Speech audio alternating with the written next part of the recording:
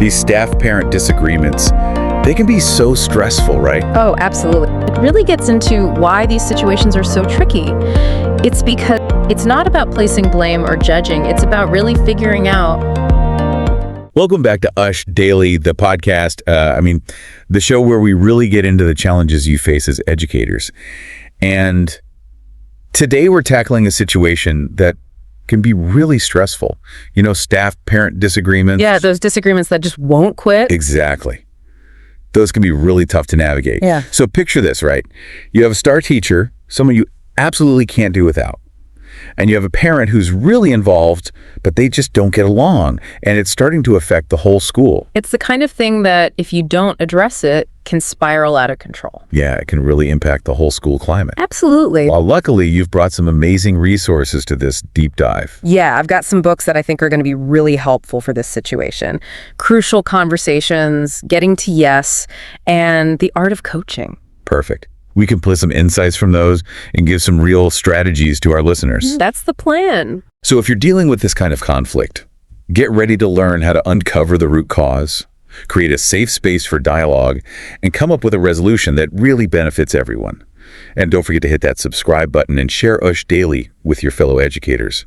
And if you're listening and have questions, leave us a comment, and we might feature them in a future episode. Yeah, we love hearing from you. Okay, let's dive in. These staff-parent disagreements, they can be so stressful, right? Oh, absolutely. It's like everyone's walking on eggshells. And Crucial Conversations, it really gets into why these situations are so tricky. It's because they trigger our worst communication habits. Mm-hmm. When the stakes feel high, we tend to get defensive, and that can just derail any chance of a good conversation. Yeah, it's like we either shut down completely or we come out swinging. Exactly. Neither of which is helpful. Right. And that's where this idea of starting with heart comes in, from Crucial Conversations. As the school leader, you need to approach this with a real desire to understand both sides. It's not about placing blame or judging. It's about really figuring out what's driving the conflict. I love that. It's like putting on your detective hat. Exactly. But how do you actually do that? Where do you even begin? Well, Crucial Conversations has this great concept called style under stress. Okay. And it helps you recognize how your own communication style might change under pressure. Like some people, they withdraw, they avoid conflict. Others become more controlling or even aggressive. Right. So being aware of your own tendencies can help you from making the situation worse. Yeah, you can catch yourself before you react in a way that escalates things. Absolutely. But even with the best intentions, these conversations can be really tough. How do you create an environment where both the teacher and the parent feel safe enough to really open up? That's a great question. That's where we can bring in some ideas from Getting to Yes. Mm-hmm. This book emphasizes focusing on interests, not positions. And this is where it gets really interesting. Okay, I'm intrigued. What's the difference between interests and positions in this context? So think of it this way. Positions are what people say they want. So a parent might say, I want this teacher to change how they discipline my child. But the interest is the underlying need that's driving that statement. Right. Maybe they feel unheard or like their child isn't being treated fairly. So the position is like the tip of the iceberg, and the interest is that huge part underneath the surface. Exactly. Yeah. And it's our job to try to uncover that. Got it. So let's take the teacher, for example. Their position might be, I need this parent to just trust my judgment, but their interest could be about maintaining respect in the classroom or feeling supported by the administration. And to really get at those deeper interests, we have to be good listeners and ask why. Yes. Active listening means really hearing what the other person is saying, not just waiting for your turn to speak. And asking why helps you peel back the layers, get to the heart of it. That's like we're putting on our empathy hats along with our detective hats. Exactly. And this actually reminds me of how useful a platform like ushApps can be in these situations. Oh, tell me more. Well, if teachers and parents are communicating regularly through a platform like that, you can prevent those small misunderstandings from becoming huge problems. That's such a good point. When you have that open communication, it's so much easier to address things before they blow up. Yeah, exactly. And those regular interactions can also build a sense of trust and rapport, which can make a world of difference when you're dealing with disagreements. For sure. Okay, so we've talked about starting with heart, putting on our detective and empathy hats, and exploring the importance of those hidden interests.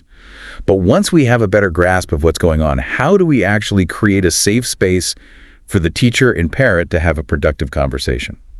That's the next step. Well, Crucial Conversations has some really useful advice here. There's this technique called contrasting, and it can help to prevent defensiveness and make sure your message comes across clearly. Contrasting. That sounds interesting. Tell me more about how that works. It's pretty simple. You start by saying what you don't want to imply, then you immediately follow that up with what you do want to say. So for instance, let's say I'm talking to the teacher.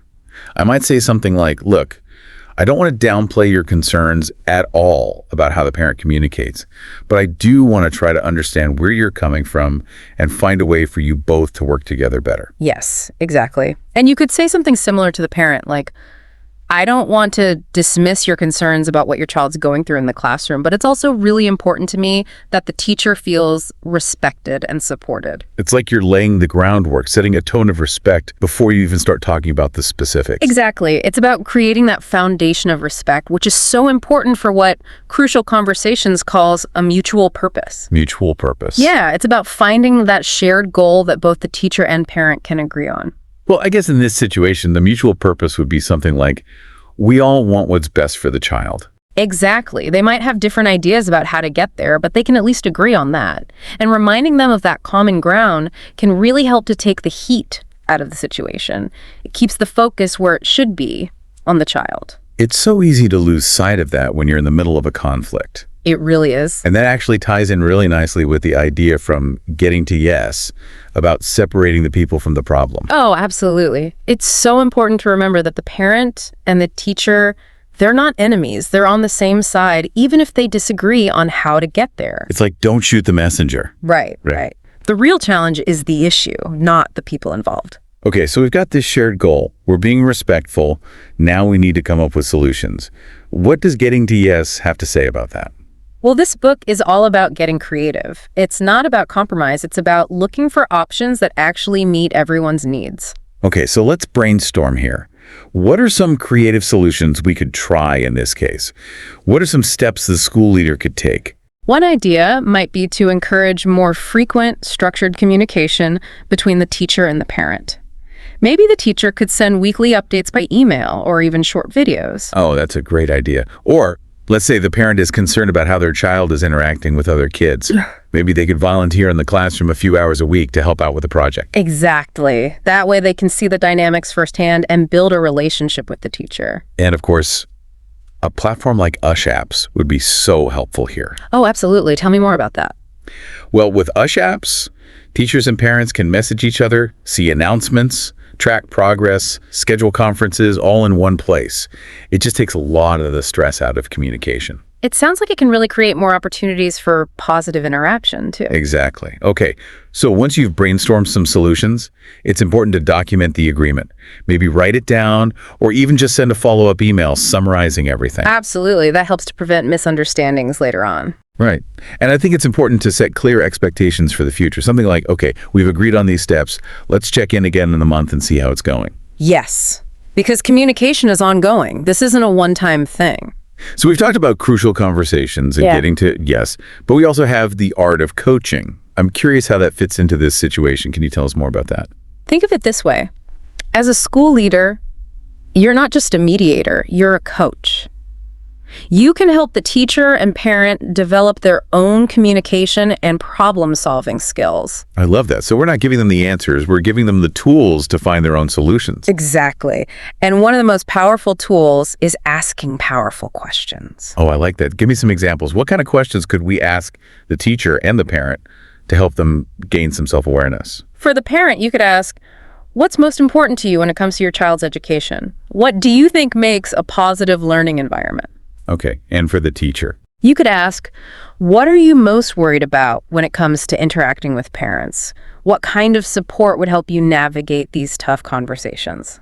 I see. So these questions are really about helping them to understand their own perspectives better. Exactly. And by encouraging that kind of reflection, we're not just resolving this one conflict. We're helping them develop skills they can use in other areas of their lives too. It's a win-win for everyone involved. Wow, this has been so helpful. We've covered so much. Staff-parent disagreements can bring out the worst in us, right? And we talked about starting with empathy and finding those hidden interests. Right, those are key. And contrasting and finding a mutual purpose. I love those ideas. Yeah, those are powerful tools. And then approaching it all from a coaching perspective, that's a whole new way to think about it. It's a lot to remember. It is. But even small changes can make a big difference. And the more you practice these things, the easier it gets. For sure. Yeah. So to recap, when you're dealing with a staff-parent disagreement, first, take a deep breath. Remind yourself to start with heart. Come at it with curiosity and a desire to understand. Yeah. Then put on that detective hat. Try to figure out what's really going on beneath the surface. Right. Then create that safe space for dialogue. Use contrasting to make sure everyone feels heard. And find that mutual purpose, that common ground. That can really help. Absolutely. And then think about how you can be a coach. Help them find their own solutions. And don't forget about the practical stuff, too. Things like ushapps can really help to smooth out communication and prevent those misunderstandings in the first place. Right. ushapps has everything. Messaging, announcements, progress tracking, you name it. It can really make things easier for everyone. Definitely. So if you're struggling with staff-parent communication, definitely check out ushapps after the show. Good idea.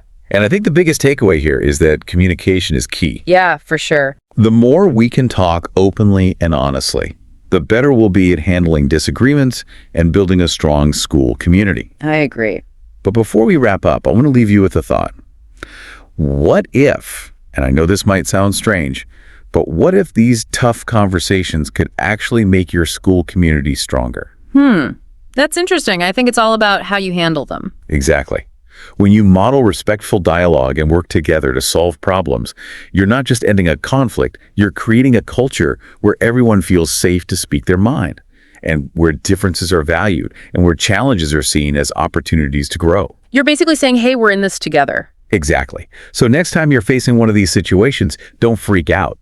See it as a chance to build a stronger community, a more connected community, a more resilient community. I love that. Well, this has been a fantastic deep dive into staff-parent communication. Don't forget to subscribe to ushDaily for more great conversations on topics that are relevant to you as educators. Yes, please subscribe. And as always, we love hearing from you. So leave a comment with your questions, your insights, anything you want to share. We might even use it for a future episode.